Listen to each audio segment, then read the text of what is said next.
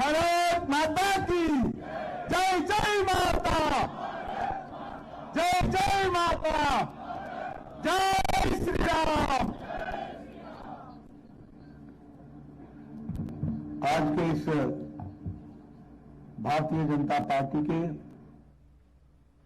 Telangana unit के सभी वरिष्ठ पदाधिकारी कार्यकर्ताओं के इस समावेश में मंच पर विराजमान भारतीय जनता पार्टी के बहुत ही संवेदनशील प्रदेश अध्यक्ष सम्माननीय जी किशन रेड्डी जी,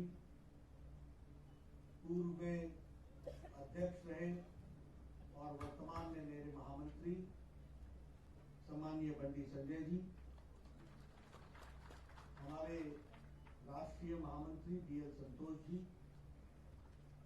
राष्ट्रीय उपाध्यक्षा बहन डी के अरुणा जी, हमारे ओबीसी मोर्चा के अध्यक्ष, राष्ट्रीय अध्यक्ष और राज्यसभा में मेरे साथी डॉक्टर लक्ष्मण जी, आपके प्रभारी अरुण चुग जी, हमारे चुनाव के प्रभारी और वरिष्ठ नेता प्रकाश जावड़ेकर जी, हमारे सुनील बंसल जी, हमारे वरिष्ठ साथी एटला राजेंद्र जी, पी मुरलीधर राव जी, सुधाकर रेड्डी जी, यहाँ उपस्थित मंच पर सभी हमारे वरिष्ठ सांसदगण और हमारे यहाँ हमारे वरिष्ठ साथी एटला राजेंद्र जी, पी मुरलीधर राव जी, सुधाकर रेड्डी जी, यहाँ उपस्थित मंच पर सभी हमारे वरिष्ठ सांसदगण और हमारे यहाँ एकत्र आए तेलंगाना के सभी जिला से हमारे प्रदेश के कार्य समिति के सदस्यगण और प्रदेश के पदाधिकारीगण और हमारे सभी विधानसभा क्षेत्र के प्रभारी, सहप्रभारी और मीडिया के मेरे साथी, प्रिंट मीडिया और इलेक्ट्रॉनिक मीडिया के मेरे साथी, आज ये बड़ा समावेश कार्यकर्ताओं का, पदाधिकारियों का, चुनाव से पहले यहाँ पर आप दिन भर आज विचार विमर्श करके आगे का योजन बना करके पार्टी को किस तरीके से आगे ले जाना है, उस पर आप सब लोग चर्चा करने वाले हैं।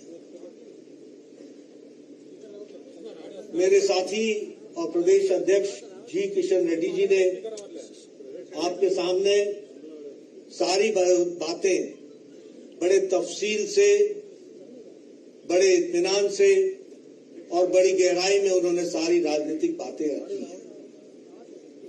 आप सबको हिंदी समझ में आता है ना? इंग्लिश में तो नहीं बोलना। तो बहुत ही इत्मीनान से उन्होंने सारी बातें आपके सामने रखी हैं और आप भी चुनाव के पूर्व अपने आप को तैयार कर रहे हैं ताकि चुनाव के मैदान में भारतीय जनता पार्टी यशस्वी हो, भारतीय जनता पार्टी को जीत हासिल हो और इसलिए आप मुद्दों से, नीतियों से और लोगों को अपने साथ जोड़ने की छोटी मोटी जो उसकी बारीकियां हैं उसको समझकर मैदान में लैस होकर के लड़ने की तैयारी कर रहे हैं। ऐसे समय में मुझे कुछ बातें आपके ध्यान में लाने की जरूरत महसूस होती है, क्योंकि जब हम चुनाव में जाते हैं तो हमको ध्यान में होना चाहिए कि हम सबसे अच्छे अस्त्र शस्त्र से लैस हैं। हमें ध्यान में होना चाहिए कि हम मुद्दों के आधार पर सबसे ताकतवर स्थान पर खड़े हैं। हमें ध्यान में होना चाहिए कि हम उस पॉलिटिकल पार्टी, उस राजनीतिक दल के नेता हैं और दल के कार्यकर्ता हैं जिसके बारे में कोई भी विषय हमें काट नहीं सकता, हम अकाट्य खड़े हैं।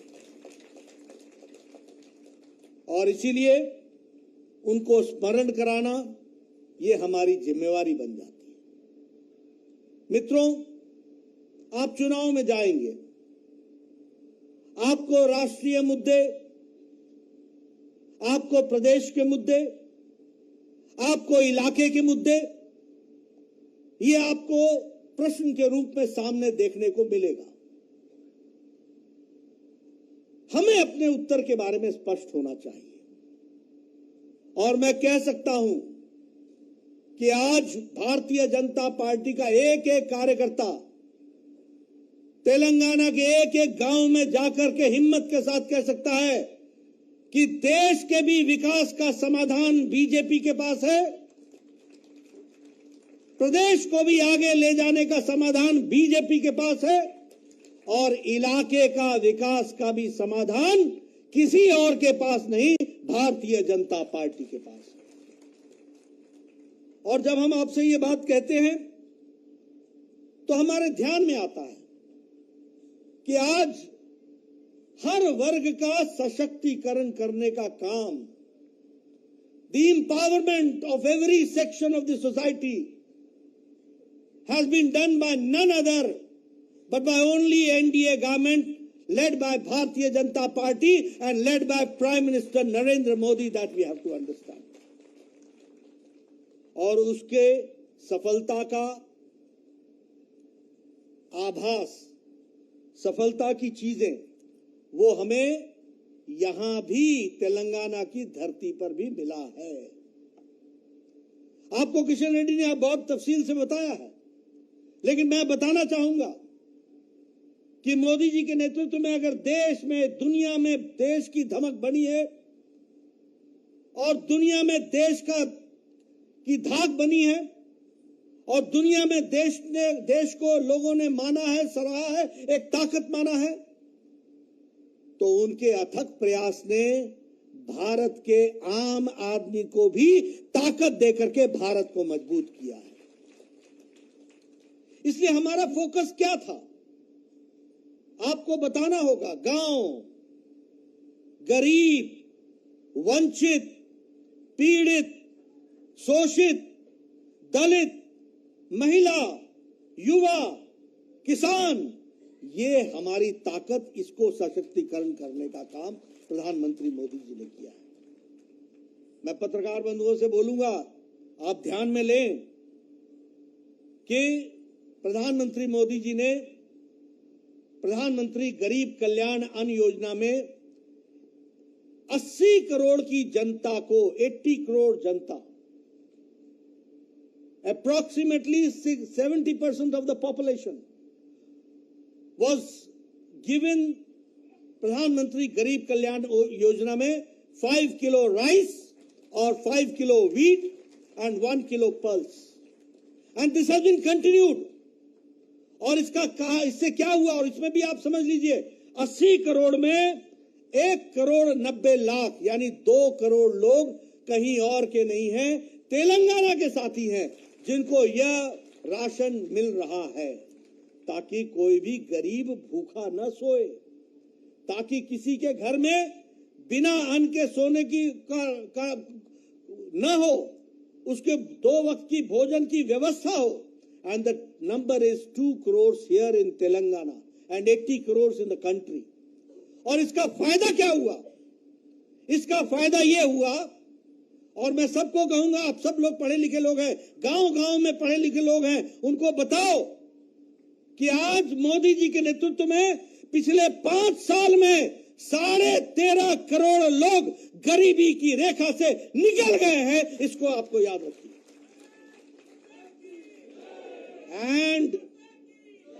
And it is not me who is saying, it is the International Monetary Fund, IMF says that 13.5 crore लोगों को गरीबी की रेखा से प्रधानमंत्री मोदी जी ने 5 साल में निकाल दिया। अब मैं पत्रकार बंधुओं से पूछना चाहूंगा, ये श्रीमती इंदिरा गांधी का 1971 से चला आ रहा गरीबी हटाओ, गरीबी हटाओ, गरीबी हटाओ, गरीबी हटाओ, आपने तो गरीबी हटा दिए, रखा ही नहीं। और यहां नरेंद्र मोदी ने 5 साल के अंदर 13.5 करोड़ लोगों को गरीब की रेखा से निकाल दिया। दूसरी बात मैं बताना चाहूंगा कि भारत में अति गरीबी, extreme poverty, has been reduced by less than 1%.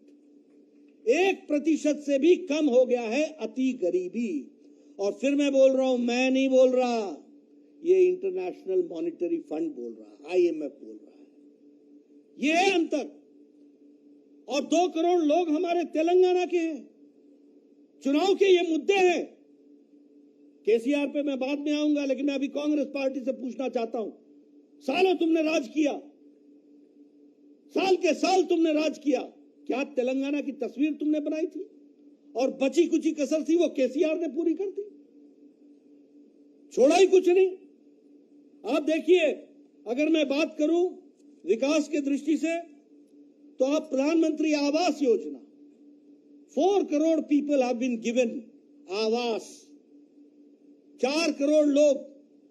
और मित्रों, यहां मैं राजनीतिक कार्यकर्ताओं को मैं बार बार सुनाता हूं, मैं फिर सुनाऊंगा, क्योंकि पूर्णमासी की इज्जत तब होती है जब अमावस्या ध्यान में हो,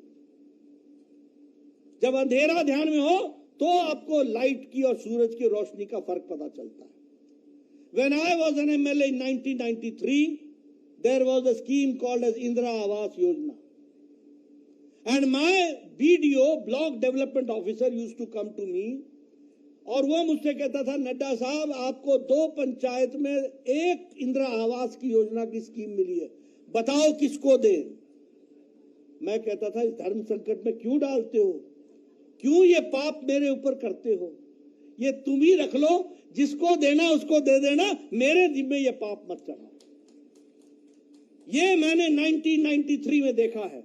और आज मुझे खुशी होती है कि आज 4 करोड़ मकान मोदी जी ने प्रधानमंत्री आवास योजना में दे दिए, और आपके यहां 2.5 लाख मकान तेलंगाना की धरती पर भी बन रहे हैं, और उसके लिए पैसा दिया है। लेकिन हमारे यहां केसीआर वो क्या था, डबल बेडरूम, अरे सिंगल ही मिल जाता, कहां गया वो डबल बेडरूम? मिला भाई? तो ये है हाथी के दांत दिखाने के और खाने के और वो मोदी जी का प्रधानमंत्री आवास योजना जो आपको आवास देता है, ये भी आपको समझना चाहिए। स्वच्छ भारत, महिलाएं यहां बैठी हैं, आपको शायद नहीं मालूम होगा, लेकिन मैं राजनीति में बचपन से इंटरेस्ट रखता रहा हूं।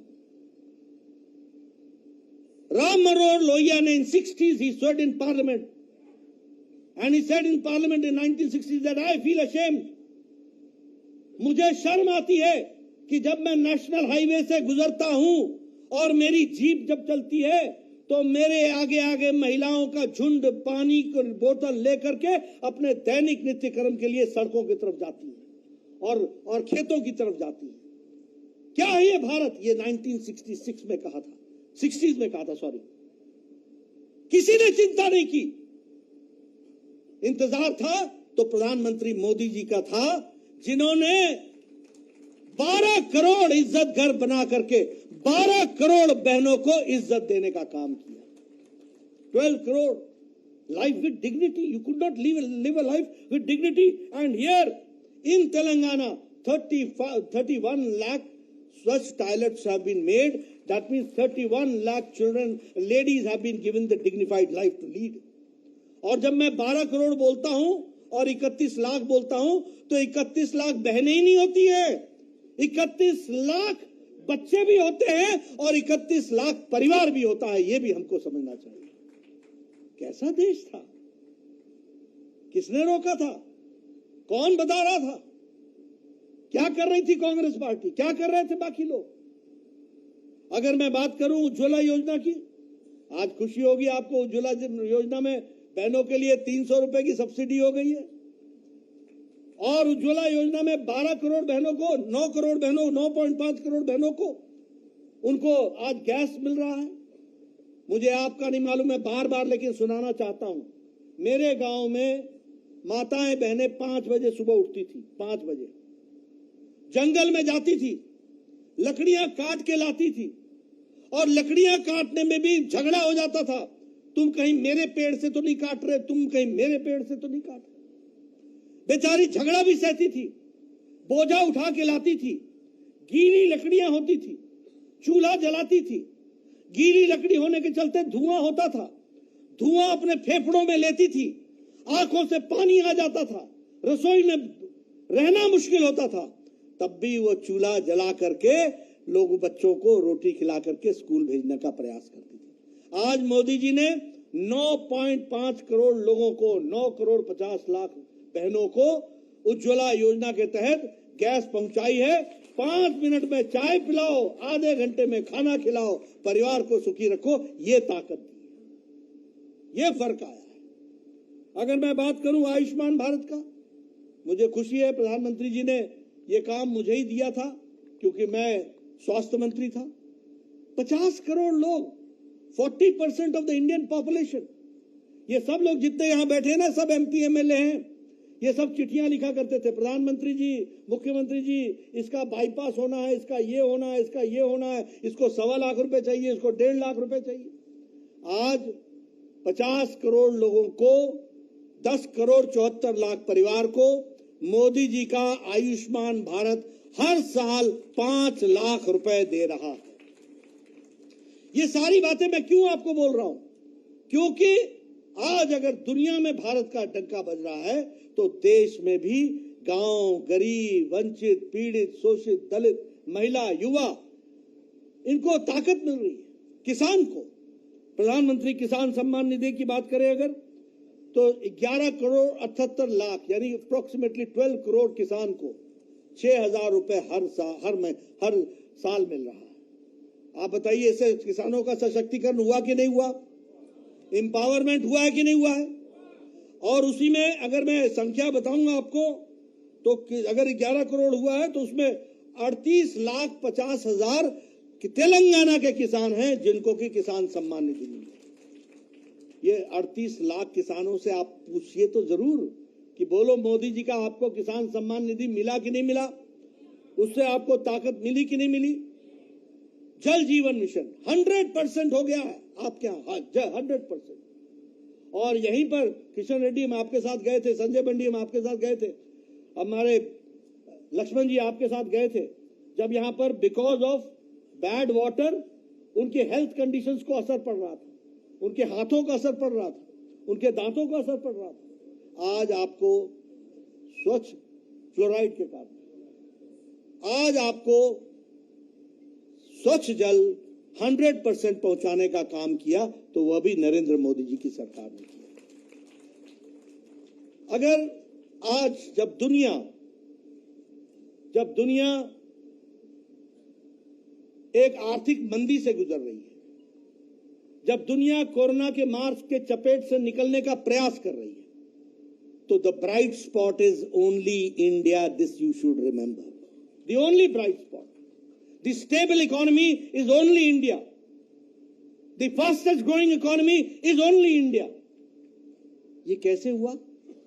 ये इसलिए हुआ कि कोरोना के बाद दुनिया के देशों में फ्री बीज दिए गए और मोदी जी ने इंफ्रास्ट्रक्चर पर और अपने गांव के लोगों को मजबूती करने के लिए ताकत देने का काम किया। इसके कारण now India is from 10th to the 5th largest economy.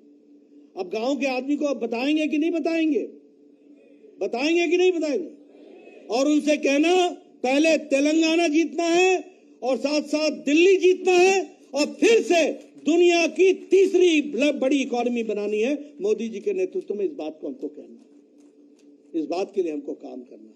और इसीलिए मैं आपके सामने ये सारी बातें रख रहा हूं। आज मोबाइल में, आज स्टील में, आज टॉय इंडस्ट्री में, आज फार्मास्यूटिकल्स में, आज ऑटोमोबाइल इंडस्ट्री में भारत ने एक लंबी छलांग लगा करके आज मजबूती की ओर जा रहा है। ये अपने आप में बताता है कि किस तरीके से भारत का परिवर्तन का काम चल रहा है। अभी हमारे सामने किशन रेड्डी ने बताया कि 6 लाख करोड़ रुपए दिए गए अपने विकास के दृष्टि से, 9 लाख क्षमा करिए, 9 लाख करोड़ रुपए दिए गए इंफ्रास्ट्रक्चर के दृष्टि से।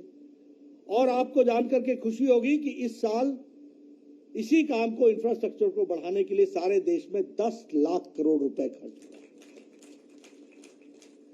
हर तरीके से विकास, रोडवेज, हाईवेज, एयरवेज और जहां पानी है वहां वाटरवेज, हर पर काम चल रहा है। आप बताइए, आपको हाईवेज दिखते हैं कि नहीं दिखते हैं? तेलंगाना में दिखते हैं कि नहीं दिखते हैं? आप सब लोग अपने अपने स्थानों से 3 से 4 घंटे के अंदर ज्यादा से ज्यादा पहुंच जाते हैं कि नहीं पहुंच जाते हैं? आपकी गाड़ी की स्पीड 90 से ऊपर होती है कि नहीं होती है? भाई जरा संभल के चलो।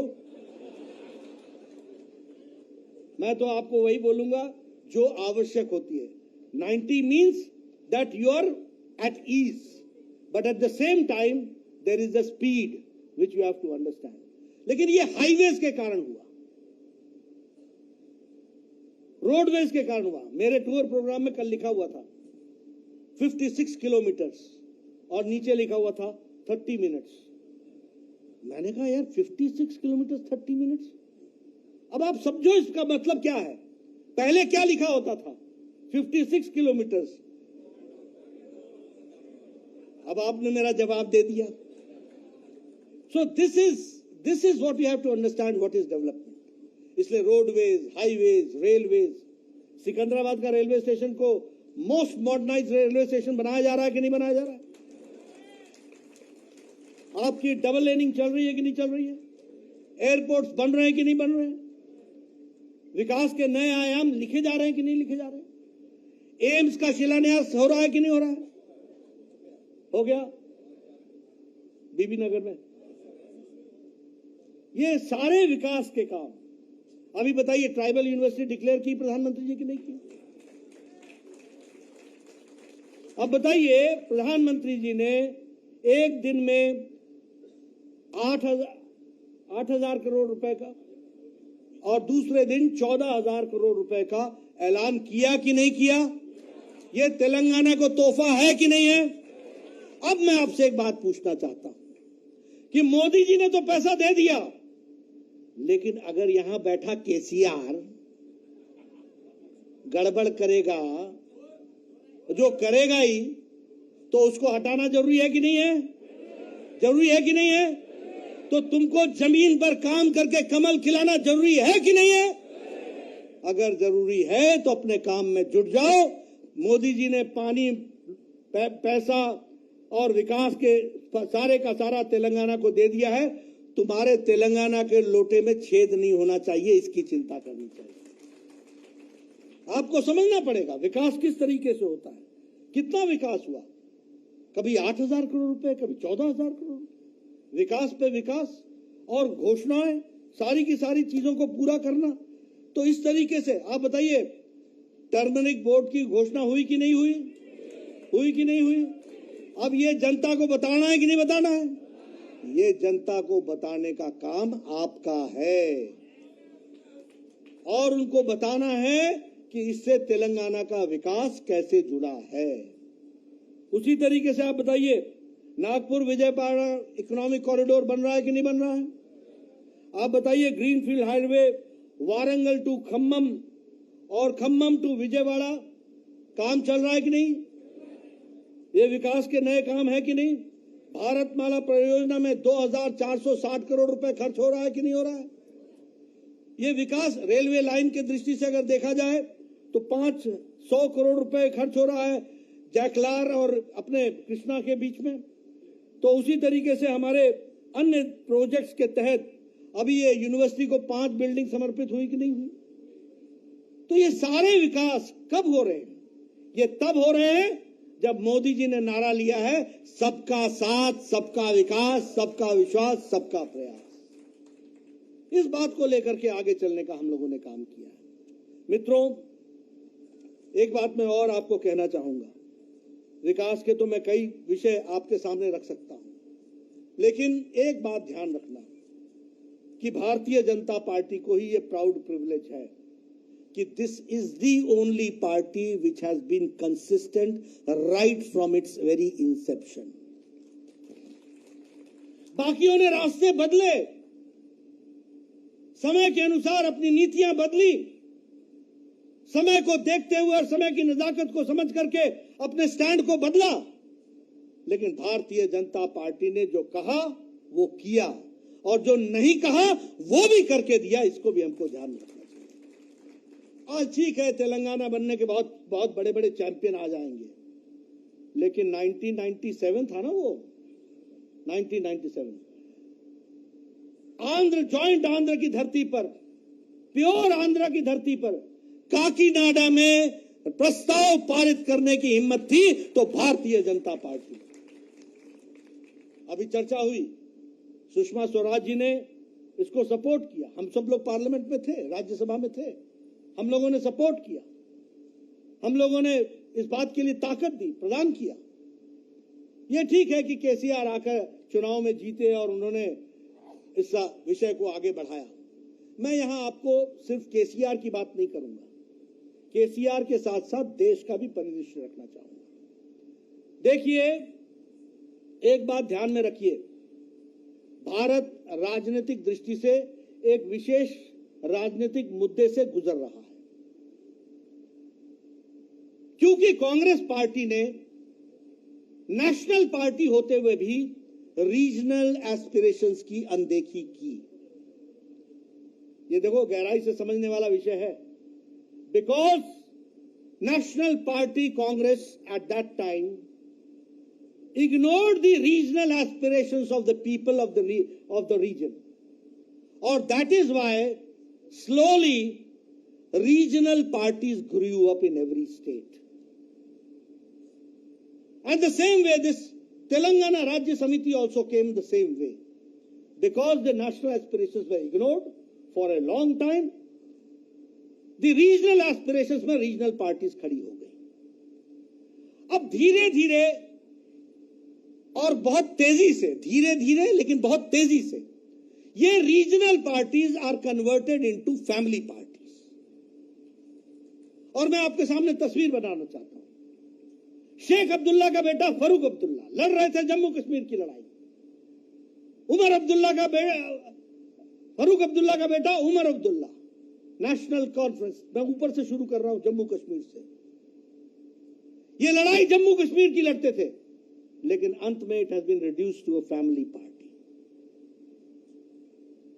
मुफ्ती Mohammad, it has been reduced to a family party.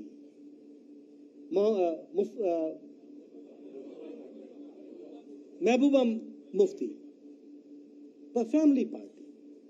Punjab, अकालियों की लड़ाई लड़ते लड़ते Prakash Singh Badal, Sukhbir Badal, reduced to a family party. इतना बड़ा उत्तर प्रदेश, कांग्रेस पार्टी राज करती थी। They have number of chief ministers, number of chief ministers.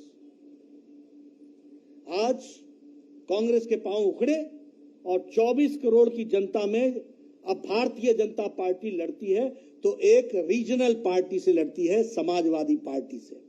अब नाउ समाजवादी पार्टी क्या है? Samajwadi party Mulayam, Akhilesh, Dimple, rest full stop. Family party BJP लड़ रही है, नेशनल पार्टी। आप बिहार आइए, मैं कल पटना था, कौन सी पार्टी है? RJD, Lalu, Rabri, Tejashwi, Tej Pratap, full stop, family party. आप बंगाल आइए, टीएमसी, तृणमूल कांग्रेस, किसकी पार्टी है? पीसी भाईपो। पीसी मतलब बुआ, बुआ मतलब ममता, और उनका भतीजा मतलब भाईपो, वो अभिषेक बैनर्जी। उसके बाद बाकी सबकी छुट्टी, बजाओ झंझना बजाओ, फैमिली पार्टी। झारखंड आइए, किससे हम लड़ रहे हैं? झारखंड मुक्ति मोर्चा, शिबू सोरेन, हेमंत सोरेन, उसका भाई, उसकी पत्नी, बाकी छुट्टी। आप उससे नीचे आइए, वाईएसआर, जगन रेड्डी, फैमिली, और बहन भी दूर हो गई। और आप तेलंगाना आ जाइए, केसीआर, केटीआर, ऑल टीआर, भाई, भतीजा, दामाद, बेटी, बाकी सब अब आप जानते हैं परिवार में कौन कौन है। लेकिन क्या ये देखो, ये टीआरएस लिखे या बीआरएस लिखे, ये भ्रष्टाचार रिश्वत समिति है। ये भ्रष्टाचार रिश्वत समिति है और ये परिवार की पार्टी है।